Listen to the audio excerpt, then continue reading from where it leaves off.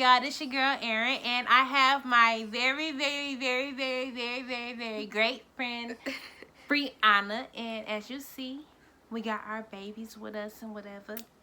And today we're gonna be doing what we gonna call it, like the mommy young mom tag. I'm gonna give y'all some information, answer some questions that a lot of people be wanting answers to, who are young moms or moms in general. And a fun fact is, we're both a stay-at-home mom. So let's get into this. How old were you when you had your first child? I was 21. Yep, 21. I was, how old am I now? 24. So I was 22? Dang, I was 22. Yeah. What was the hardest thing about being pregnant for 9 months? Ooh. Carrying a child in general. Like, my stomach was so tight. I don't think I could move. The stomach itching. Oh, yeah, you can't scratch it. Cravings. The movement, sometimes they be all up in weird places, your ribs and stuff. Being sick. Morning sick. Well, it wasn't even morning sickness. It was like more so whenever I ate, or if I didn't eat when I was hungry, I would get sick. I ain't had that many issues. I'm a boy mom. I was sick. But I wasn't to the point where like I was losing weight. I was gaining weight. I was eating so much. So much. I think I was eating like a good amount too. Girl. Like, I had my specific cravings where I had to have them. Like, I had to have ham. I had to have green beans. I like soul food. Like, I was eating everything soul food, White Castle. And then I would get sick, but I would still finish eating my food because it's like I really wanted it.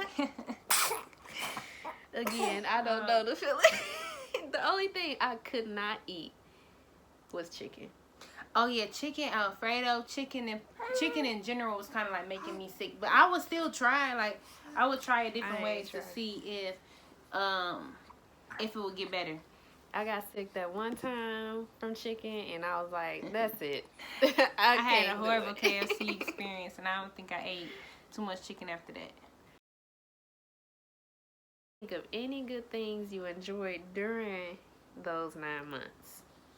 Yeah, I enjoyed like building a bond with someone that I had no idea like what they look like. I was just like kind of in the dark when it came to a lot of stuff, and it was just like crazy how you get to learn your baby before your baby get here. I think that was one of my favorite things about being pregnant, like the mysterious person in the inside of me. My favorite was every time I got an ultrasound picture and I would see them, and then you would hear their heartbeat. You like, oh, my little person. Yes, they be like your baby's heartbeat. In your opinion, were all the things you heard about childbirth accurate or way off? Yes and no. I think yes and no too, because like some stuff, a lot of people I feel say as like a horror story type of thing. Yeah. But others, you're like, okay, yeah. It was some stuff that I didn't know was going to happen during childbirth. Like, my breathing. I did not know that it was going to feel like I couldn't breathe. Like, I have asthma, and I feel like I could not breathe when it was time to push. Like, I was like, wait, hold on. Wait, okay, I could breathe. Like, I didn't have an oxygen mask. Or like the epidural. I was so terrified. Like, I was so terrified. And then like when the man came in there, I was like, oh shit, this is it. Like, but after the epidural, it took away all my pain. But with Nate, I don't think that it was as bad. Nathaniel is my oldest child. This is my youngest one, Julius. Oh, right, because we sure didn't say that. Alea is my only baby. With Nate, I don't think childbirth was as bad as what I thought it was gonna be. I think I was making myself more nervous than what I should have been. With Julius, I was still a little nervous. Okay. With Julius, I was still a little bit more nervous, but it wasn't as bad. Like, I knew what to expect, even though it was still different in a way. But you know, I was prepared. Because you was already prepared for what you went through the first time. His was just more painful because my water actually, like, I had to wait for it to break, and I started off with contractions instead of my water breaking. With Nate, my water broke first, and then I started getting contractions. Oh yeah, I got contractions, and then my water broke, and then my contractions started getting worse, like more intense. Per minute. Stop, Elaine. You play with your hair. She said no. Would you have handled childbirth differently if you could redo it? I think I would. Like, you know, I was kind of in shock. First of all, she came on Valentine's Day. I wasn't thinking she would really come on Valentine's Day. I was in shock, like, you know. And then I was more so like, I don't want them to send me home. My pain is too intense. But I had multiple scares where I went to the hospital and nothing happened. Like, they just sent me back home. But I would redo it. I would want some music. I would want to, like, take, you know, have more fun with it. Like, the whole experience. I feel like it went by so fast. Ouch. Mm-hmm. It did. I think the same thing. Mine went by pretty fast. But I don't know if I would technically do much of anything over. I feel like, you know, the whole moment of them coming was just like, because even with both of them, it was just going through the pain and stuff was like difficult and hard and scary and stuff. But it's like after you, and this might sound a little gross, but after you feel them come out and you hear them cry for the first time, you like, wow, I did that. Yeah, it's like your little human, like all the pain and all that go away. But it's some things that I would want to do, like, you know, like I didn't wait. Well, I did wait, but it wasn't intentional. I did wait until I couldn't take it no more before I got my epidural. But the music, I forgot like to play music. Like I wanted some music. I wanted to have like a lit little room and stuff like that. Yeah, they let me play music. They had like a whole little section and stuff. I just forgot to play music. Like that's the only part I think I would have redid differently. And to like take more pictures of me in the hospital, like with her. I didn't take any. Well, I took pictures, but not a lot. I got a couple pictures of me in the hospital with her. I didn't really take pictures of me with them. Her. Yeah. I took a bunch of with them. Yeah. And a lot with. And even when the Antonio. photographer came in there, only she took pictures. We wasn't in the pictures. Oh, we had pictures with us in it. Yes, you know. Antonio is my husband because I did just say his name. Yeah. So. I don't have any. What would be your advice for someone who is about to have a baby? Play it cool. Don't stress yourself out too much. Yeah, that's what I was gonna say. Like, don't stress yourself out about the little things. Stay away from toxic people. Cut people off and have no remorse. Like, just cut people off. Like, if they're irritating you, cut them off. I mean, don't sit up there and feel like you gotta deal with stuff that you don't have to deal with. Nothing you don't want to deal with. Don't take your feelings lightly because you're pregnant. You feel how you feel, and you're entitled to feel that way. Like, don't let people tell you, like, you're doing too much or, you know, whatever. You're carrying a whole human inside of you. Right. You be literally as B-word as you can possibly be. I mean, you know, sometimes you need to, especially when you at that moment where you pushing, and sometimes you can't help it. You have to be like, look, y'all need to come on now. Exactly. I feel like you need to, throughout your whole entire pregnancy, just do you, like, do you, and pamper yourself. And you don't always have to take people's advice, because, you know, they give unwanted advice all the time. Right, because only you will know what you want for your child and what your child wants, because you carried them for 9 months, 8.5, 9 months, you know. Dang. Let go. How you were just rubbing through it and gonna start pulling. Right.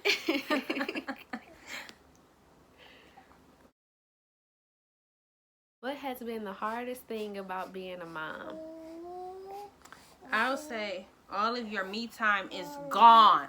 You don't have me time unless you like got it like that to the point where you fine with leaving your kids with whoever. But you do lose your me time. Like, you do lose any little second that you probably would have had for yourself. Like, you're getting those moments in with your kids. Like, your you time, you have to make the most of it with your kids, especially while they still little, because you can't leave them unattended in the room. So, you got to take your shower. You got to bring a little bouncer or something in the bathroom, strap them down. And it gets hard because they get bigger or they like the water and they want to get in there with you. So, it's literally finding me time. That's the hardest thing to me. I think about the same. You know, It's just the me time, cause you know you get to a point where after you have them where you just like, okay, I don't need to go anywhere. I need to be with them. Just me. yeah. Like even your significant other, you don't even really, you know. I guess the best way to say it is trust them with your baby. Like even though you know that's the dad of your kid, but you just like. But mother's intuition, like mother knows best, kicks in to full effect. Or as I call it, the mama bear. Yeah, like I feel that same way. Like I'm like a lion when it comes to my baby. Like, don't you touch it. My baby. Right. What are you doing? You just gotta appreciate the fact that I am like that with my child. Right. And I'm sacrificing a whole lot. What has to be the most rewarding thing about being a mom? I would have to say seeing them grow. I was just thinking that, yes, like this. Like she was not doing this months ago. Now she's so wild and smart. I think seeing her grow is the most important thing. Like one of the most important and rewarding things, because like she getting into everything now and she's so busy, but you see them learning so much. You're teaching your child, and I feel like when you see them like show you like they are actually listening to what you're saying, like it's making sense, it's clicking, I be like, yes, I'm doing something right. Yeah, because it's like when they first born, you know, they not doing much, and then you see them like start to turn when you talk to them. You see them start to laugh and smile, and then you see them start to roll and crawl and walk. Like you see all them happy moments, and you're just like, oh, they just they growing so quick, and I love it. Like I feel like that's pretty much really, you know. Like I don't love nobody more than I love my baby. Like the surprises I have when I see, you know, both my sons react to me, because my oldest one, he's 1.5, so it's like seeing him actually, you know, repeat stuff back, like it surprises me. Like with his ABCs, I'll just be like ABC, and he say it back. I'm like, yeah, oh look at you, like you growing. Surprising thing you discovered about being a mom? That unconditional love, like what I thought was unconditional love, was not, because this is truly unconditional love. Like my value of love has like multiplied.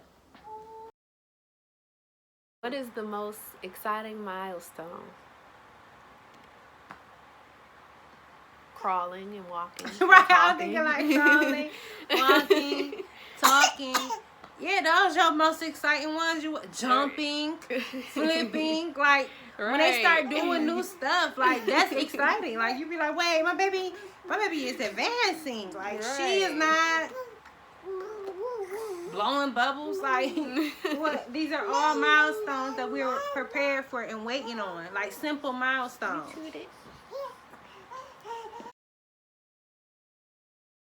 Something that having a child has taught you. Patience. Yes, a lot of it. Yeah, a lot of patience. A lot of patience. I feel like I've seen a change within myself, because I didn't, until you have a child, I feel like you really don't know what patience are. Until you have to keep repeating, keep on teaching, keep on keeping on, like letting them do this. Like if this was somebody else's kid and I didn't have any kids, I probably would be like, Lord, have your baby back. So describe your child in a single sentence. Describe my child in a single sentence. For both of them, I would have to say that they're my little pieces of my heart. Yeah. Alea is the best thing that I ever had. The best thing that I ever had that I didn't know I wanted. Right. That's a good one. Yeah. That is the end of the mommy tag. Alright, thanks for watching. Have a great day, y'all. This is Julius. And this is Lele. not looking. And Say Julius too Layla. busy looking at a picture of himself. No. Julius, look at the camera. No, look this way. No. Oh.